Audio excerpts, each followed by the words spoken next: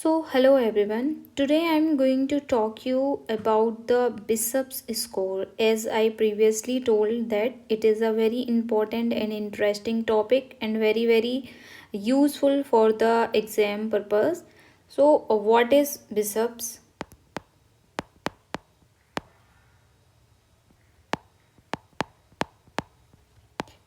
Bishop is basically pre-induction cervical assessment. मतलब कि जब अपन डिलीवरी कराते हैं तो डिलीवरी से पहले जब हम पेल्विमीट्री करते हैं, पेल्विस का एग्जामिनेशन करते हैं, तो उसमें हम सर्विक्स को भी एग्जामिन करते हैं। सर्विक्स के कुछ पैरामीटर्स होते हैं जो अपन को केयरफुली ऑब्जर्व करना होता है और उसके बेसिस पे हम ये डिसाइड करते हैं कि पेशेंट जो है उसके चांसेस कितने परसेंट इंक्रीज होते हैं लेबर के। On the basis of the cervical assessment हम ये पता करते हैं कि अगर हम पेशेंट को इंड्यूस करते हैं या पेशेंट लेबर में जाता है तो उसके नॉर्मल डिलीवरी के चांसेस कितने ज़्यादा होंगे। So you just remember one mnemonic for the Bishop's score, which is dilate every soft cervix properly. So what does that means? These are the basically components. So D for dilatation,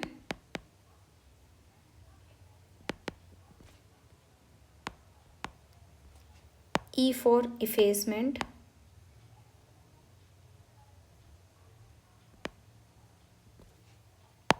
S for station, C for consistency,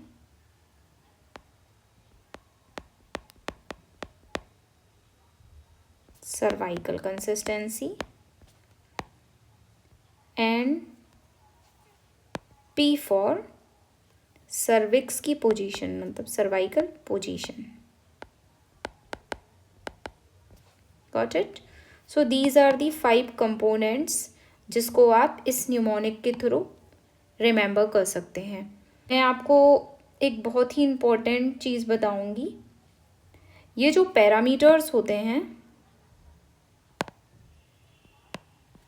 और यहाँ पे इनका scoring होता है which is 0, 1, 2 and 3।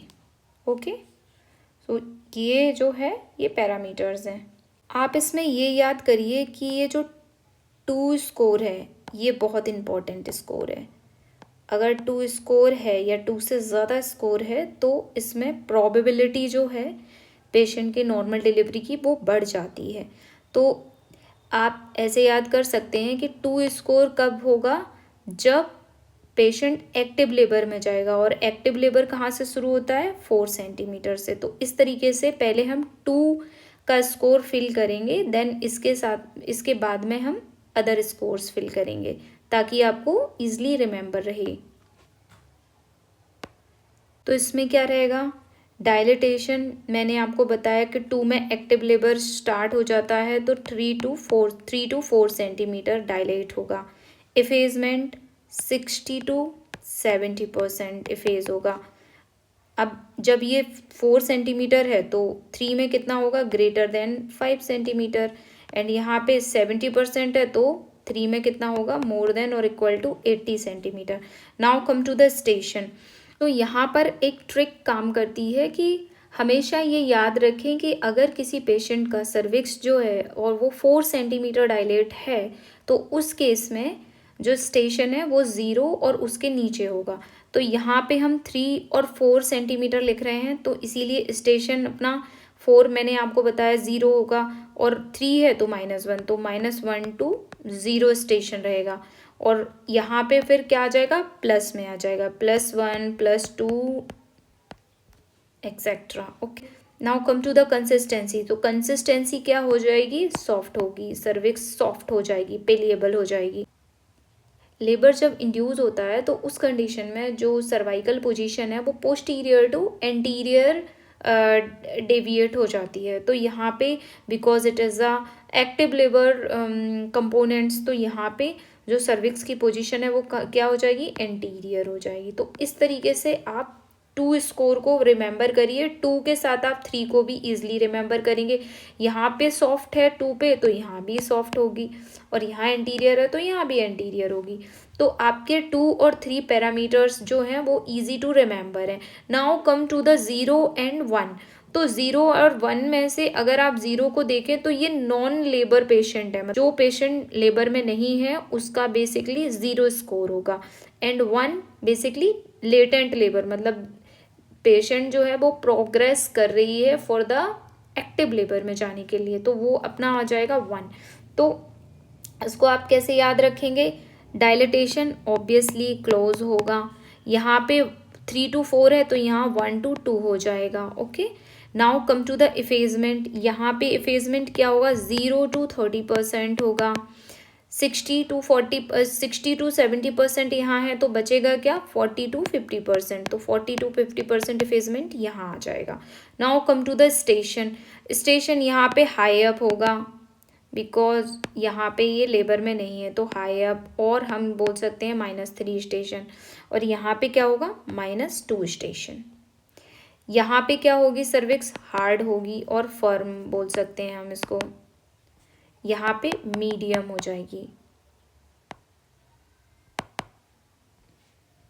Now come to the position. मैंने आपको बताया कि अगर पेशेंट लेबर में नहीं है तो सर्विक्स कहाँ होगा, पोस्टीरियर होगा, और ये लेबर में तो पोस्टीरियर और एंटीरियर के बीच में क्या होगा, मिड पोजीशन। तो यहाँ पे ये ऐसे मिड पोजीशन में आएगा। तो इस तरीके से ये आप देखिए कितना इजी टू रिमेंबर है। इस तरीके से आप बिशप्स स्कोर को रिमेंबर कर सकते हैं for your exam point of view. Now come to the interpretation. देखिए यहाँ पे आपको स्कोरिंग कैसे करनी है, 0 1 2 3। Okay, and these are the parameters जो आपको माइंड में रखने हैं अपने। एंड पैरामीटर्स कैसे याद करोगे, dilate every soft cervix properly, this is the mnemonic for these parameters. Now come to the interpretation. तो इंटरप्रिटेट कैसे करेंगे, सपोज दैट ओपीडी में आपके पास पेशेंट आती है 38 और 39 week and she is having mild contractions, और आपको ऐसा लग रहा है कि पेशेंट जो है वो लेबर में जा रही है, या फिर आप नॉर्मल पेल्विमेट्री कर रहे हैं, तो उसमें आप ये पैरामीटर्स जो है वो एग्जामिन करेंगे। इन पैरामीटर्स को ध्यान में रखते हुए आप कैलकुलेट करेंगे कि उसका इंटरप्रिटेशन क्या बन रहा है, उसकी क्या स्कोरिंग बन रही है। तो इस तरीके से हम इंटरप्रिटेशन कैसे देखेंगे, अगर किसी का स्कोर लेस देन और इक्वल टू 5 है, मतलब कि ये अनफेवरेबल है, अनफेवरेबल सर्विक्स है। ओके, 6 to 8 है, मतलब कि मॉडरेट है, मॉडरेट फेवरेबल सर्विक्स है। और अगर ग्रेटर देन और इक्वल टू 9 है, इट्स मीन्स दैट कि ये हाईली फेवरेबल है, मतलब कि पेशेंट जो है वो लेबर में जा रहा है अब फाइनली। इस तरीके से हम इसको इंटरप्रिटेट करते हैं।